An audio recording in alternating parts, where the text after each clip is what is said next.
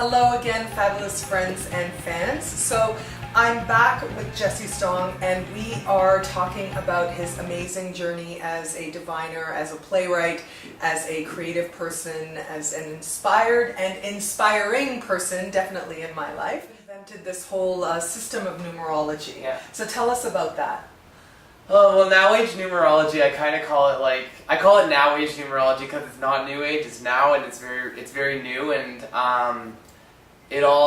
it's like a long story, but it all happened when I was 18. I got hit by drunk drivers, and I fractured my skull and got 22 staple stitches, and don't drink and drive, please. Yeah, don't drink and drive. It was a real profound moment in my life when everything really changed, and when a lot of things kind of just came really clear to me. I sort of left and came back in a way, and it was a really profound experience. And because of that, and because of the way I got hit in the head, I sort of just couldn't look at numbers the same way, and doing math was really different to me. And suddenly I was looking at numbers, and I could see different things in them, like the way the symbol represents what it says, what the language of the symbol says. And then I started getting these ideas of how people's numerology could be different, and how it could be more emotional and communicating rather than just math, sort of. And it was kind of just a wacky thing that I started doing, where I'd break people's names into numerology in the way that I saw it, instead of the way that the traditional numerology did it. And I just found the more and more I did it, the more it was dead on, and the more everyone is like their name, and their name is their path. And it was sort of just, it's a new system, and it's really hard to explain, but it's finding the emotion of what numbers mean, kind of. And I think everyone intuitively, it's the first language is numbers, right? Before we had words, we had numbers, and everyone intuitively already knows what numbers mean, almost. And I think that hit to the head kind of took me to that base of like knowing what numbers mean. And yeah, that sounds kind of wacky, I guess, but I think that people who are seekers and people who are interested in the spiritual path, they get it. Like, it can resonate with them, absolutely. I heard a lot in there that I can really resonate with. Like you just know when you're onto something. When you're a spiritual person, you are on a path of self-trust and strengthening your own intuition, strengthening how much you're going to trust your intuition, how much you're going to trust yourself. And I think that it totally sounds like you just found something and you ran with it, and were able to come up with this amazing. Let's talk a little bit about tarot reading. When you read cards, it's quite an experience. I've had several readings over the years from you, and always love it and gain a new insight.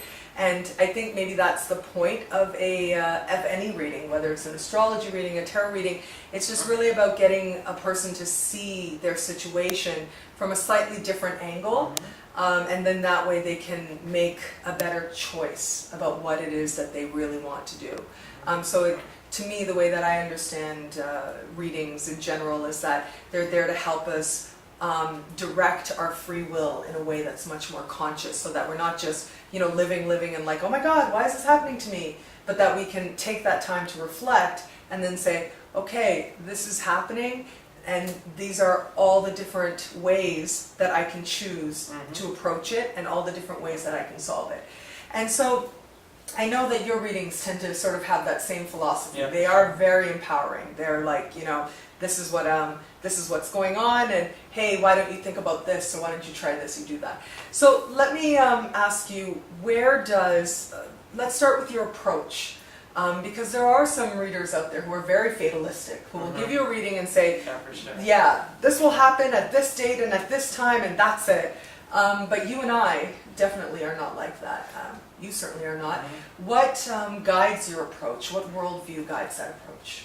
Well, I think what makes my tarot card readings different, there's a few elements. One would be the solution focus element that you're talking about. I'm all about validating people. I'm all about solution focus. I really believe everyone is in the right place at the right time, and if you can just reframe the way you're looking at things, you can really see that how, yeah, the last 10 years have been crap and felt crappy, but there's a reason for that. And that's what I always try to find, the reason for things and how you can shape it differently.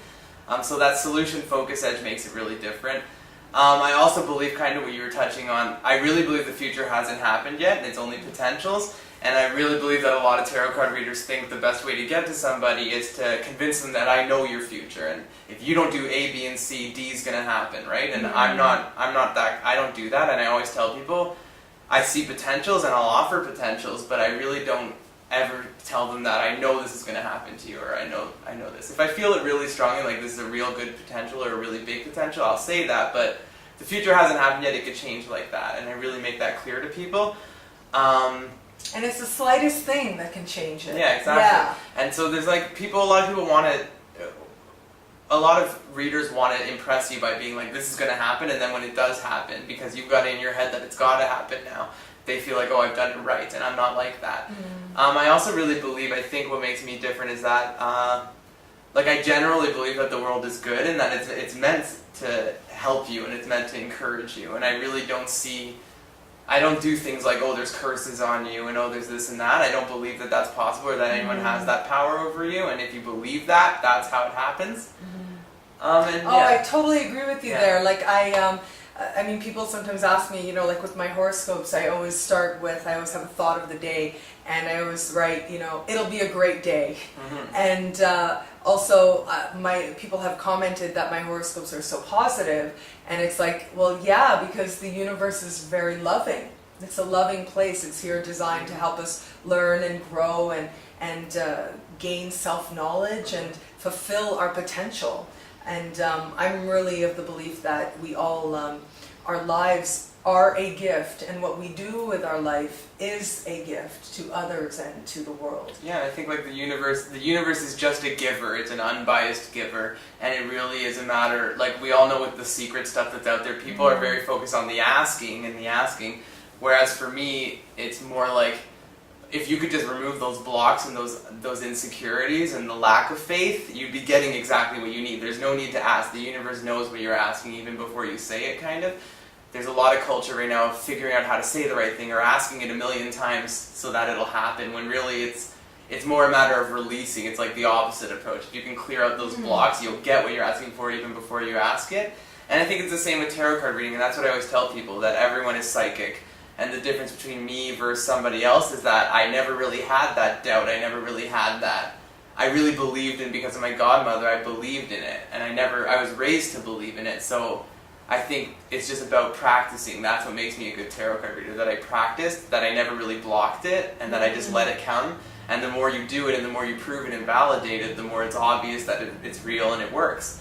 And I find that if anyone could do that, if people could just remove their doubt, they would have the psychic abilities that I have, and they would have the ability to tarot card read and to channel for people. Oh, I'm a big believer that it's something that can be learned by anyone. And it's just practice. It's really about proving to yourself, when you do it 100 times and it works 100 times, there's no going back and saying, oh, it never works. And it's like when you have those moments of doubt and you block it during a reading, you feel that and you see the impact of doubting yourself. And then when you take those risks and you do something you're scared of, I get an image of a woman on a motorcycle, and there's no reason to say it, but I'll say to that person, like, I see this image of you on a motorcycle, and I'll take that risk where I could look really stupid and be like, oh, I hate motorcycles, but it's never that way. It's always like, oh, I love motorcycles, and I was just thinking about going on a motorcycle trip, and it kind of, the more you validate it and the more you take that risk of putting it out there, the more you can't go back and pretend it's not real anymore.